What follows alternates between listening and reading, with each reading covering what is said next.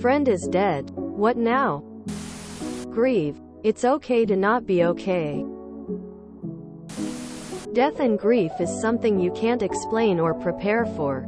It's uniquely painful. It will get better over time. But you'll never forget them. You'll always have grief when you think of them.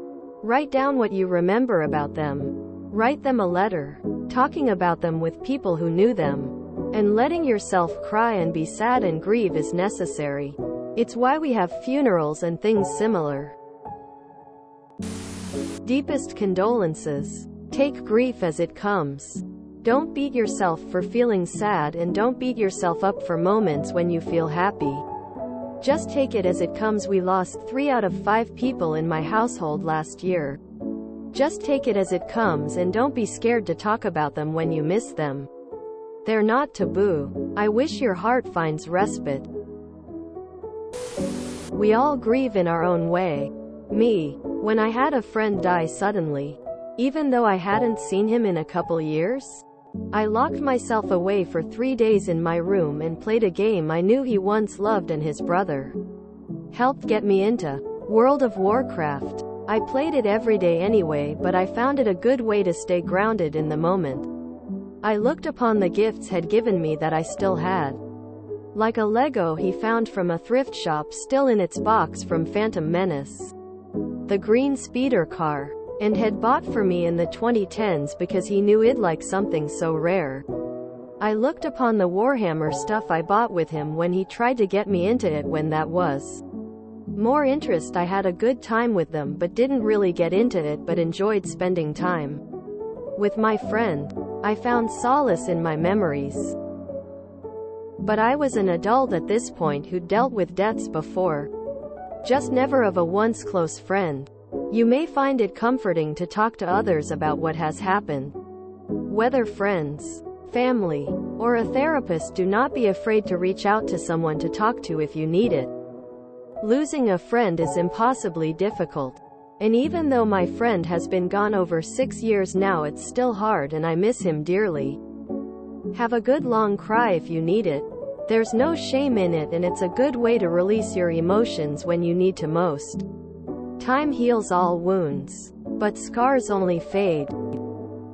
Focus on what you need to do to get through the now. Whether it's being alone or being with others. Do not be afraid to seek help. If you feel you need it, talk to your parents about a therapist, or even just go talk to your school counselor. They are there to help. Just remember, you are not alone. Talk to a real human. We're all weird here, and you need better than that right now. Asking Reddit might not be the best course of action here.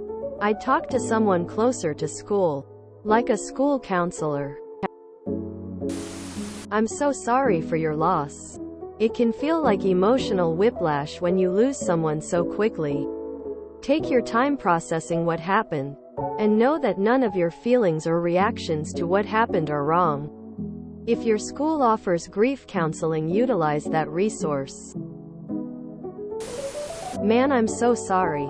I have never lost a close friend in my 45 years, but I did lose my father at 14. It's okay to grieve, and it's okay to cry.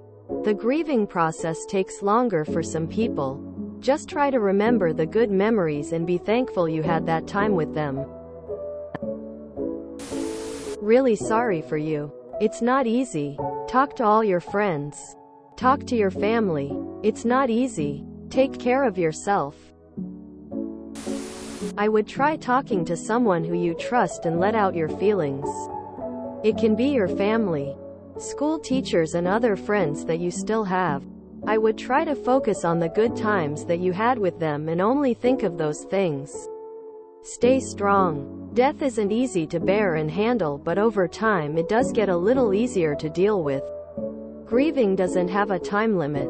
Take all the time you need. I've been there. It isn't easy, but it does get better.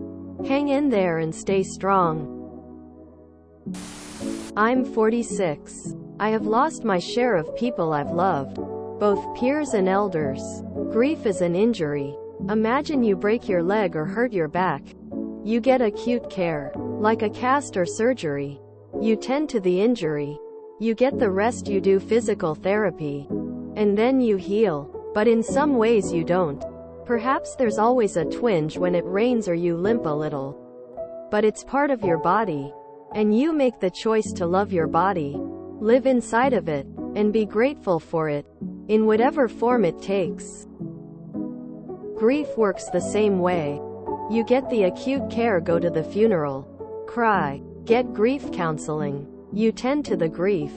You rest. Maybe you get longer-term therapy. You talk about your friend. And over time, the grief changes shape. It's like an old injury, where you feel a twinge sometimes when something happens that reminds you of your friend. But you also feel the gratitude that you had your friend in your life for however brief a time. So what now? Care for your injury. Do the acute stuff now. The future will come later. Your friend will always be a part of you. I'm sorry about your friend. Do you want to tell us about him? Attend to his funeral, it helps a bit. And talk to friends of yours about it, you are not alone. I lost a friend to suicide when I was 16. It's hard. Grief is weird and pops up at odd times. I agree with others that going to the funeral is important.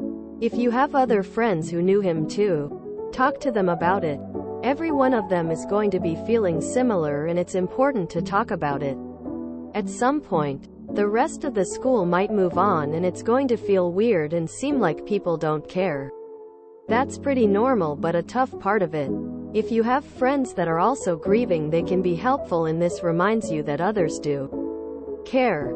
I don't know the circumstances of your friend's death, but people can be feeling guilt for a lot of reasons.